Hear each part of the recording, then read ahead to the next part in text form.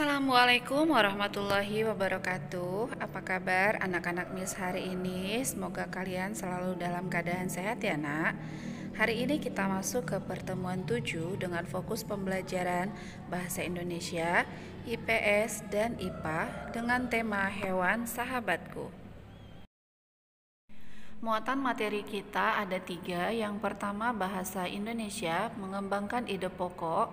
Kemudian IPS, kehidupan ekonomi anggota negara ASEAN, dan IPA, perkembangbiakan hewan secara ovipar dan vivipar. Nah, apakah kamu penyayang hewan? Apa saja manfaat yang diperoleh manusia dari hewan, serta bagaimana sih cara hewan berkembang biak? Ayo kita pelajari ya nak, agar kita semua paham dengan pertanyaan tersebut. Kita akan mulai dari manfaat hewan-hewan yang ada di sekitar kita. Yang pertama adalah manfaat ikan. Manfaat ikan yang pertama, kita bisa memasukkannya di kolam ikan hias menjadi objek wisata untuk kita makan sebagai hidangan, dan terakhir sebagai hiasan di akuarium. Contoh yang kedua, hewan lembu. Manfaatnya yang bisa kita rasakan, kita dapat mengambil susu, kemudian memanfaatkan kotorannya sebagai kompos, memakan daging, dan menjadikan kulitnya sebagai bahan fashion.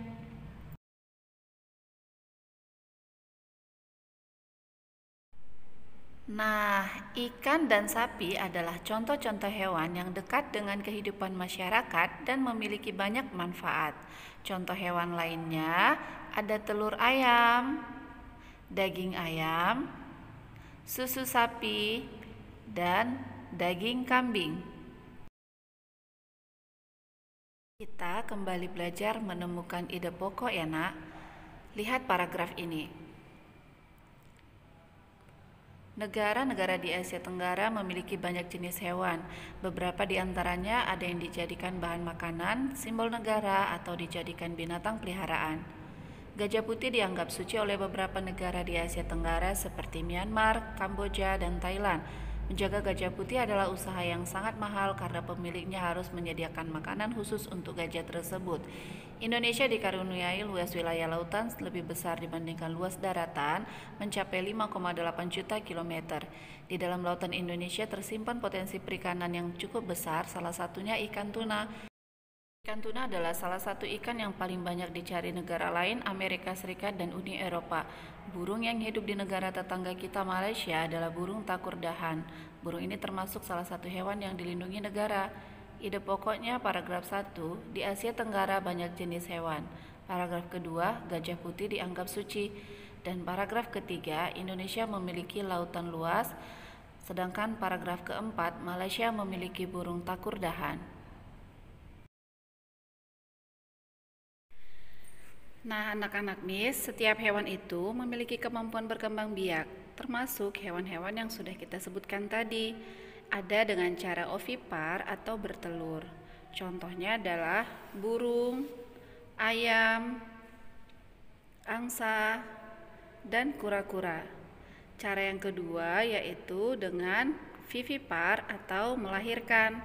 Contohnya gajah dan kucing, serta lumba-lumba dan sapi.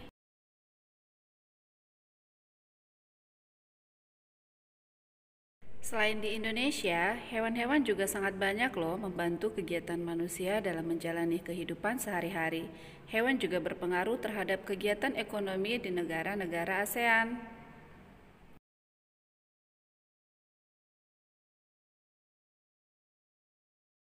Baik, pembahasan kita selanjutnya mengenai potensi ekonomi negara-negara ASEAN.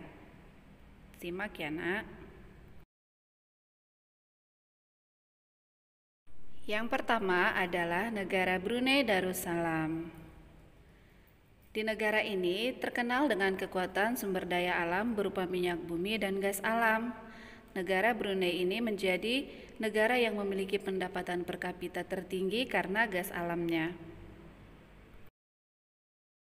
Selanjutnya Filipina. Filipina adalah sebuah negara kepulauan yang mata pencaharian sebagian besar penduduknya bertani. Filipina menjadi satu negara yang membangun dan mengembangkan pertaniannya dengan sangat baik. Beberapa produk unggulan hasil pertaniannya diekspor ke berbagai negara seperti nanas, padi, kelapa, dan gula. Selanjutnya adalah negara kita, Indonesia. Indonesia merupakan negara kepulauan terbesar yang memiliki ragam sumber daya alam yang sangat kaya. Banyak hal yang dapat dikembangkan untuk memperkuat perekonomian Indonesia. Indonesia mengekspor minyak dan gas bumi, tekstil, dan produk-produk dari kayu. Keindahan alam Indonesia pun merupakan daya tarik yang menjadi sumber devisa negara dari sektor pariwisata. Berikutnya ada negara Kamboja. Di negara ini mengalir Sungai Mekong yang merupakan daerah yang subur. Mata pencahariannya adalah bertani. Hasil taninya adalah padi dan karet.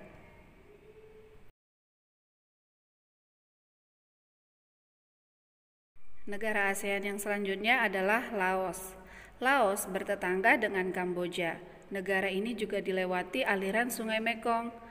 Sama seperti di Kamboja, kegiatan pertanian banyak dilakukan di sepanjang aliran sungai ini.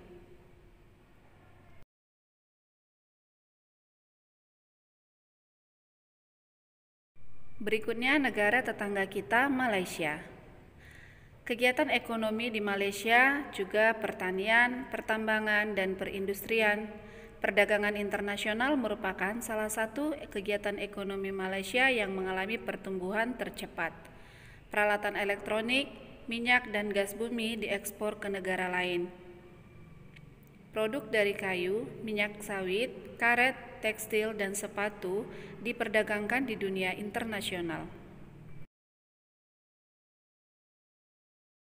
Negara selanjutnya adalah Myanmar. Mata pencaharian utama penduduk Myanmar adalah pertanian, perkebunan, dan pertambangan. Padi merupakan hasil utama dari pertanian di sana. Myanmar merupakan salah satu negara penghasil padi terbesar di Asia Tenggara. Negara Singapura. Singapura merupakan negara paling maju di kawasan ASEAN.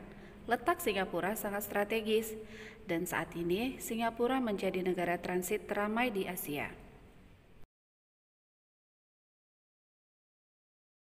Berikutnya, negara Thailand. Thailand sering disebut sebagai lumbung padi Asia Tenggara karena memang padi adalah hasil pertanian terbesar di negara ini. Selain itu, ada perkebunan, kehutanan, pertambangan, dan industri yang merupakan kegiatan ekonomi penduduk Thailand. Keunikan bangunan Thailand memiliki daya tarik bagi wisatawan. Dan yang terakhir adalah negara Vietnam. Setelah pulih dari Perang Vietnam, negara ini berkembang di berbagai sektor perekonomian. Pariwisata dan turisme mendukung perkembangan ekonomi. Bidang lainnya adalah usaha perhotelan, restoran, dan transportasi. Nah, demikianlah penyampaian materi hari ini, anak. Terima kasih atas perhatian anak-anak Miss. Semoga kalian paham. Jika ada yang ingin ditanyakan, seperti biasa, boleh langsung ditanyakan kepada Miss ya, nak. Jangan lupa untuk mengerjakan semua latihan yang Miss berikan yang berkaitan dengan materi kita hari ini. Wassalamualaikum warahmatullahi wabarakatuh.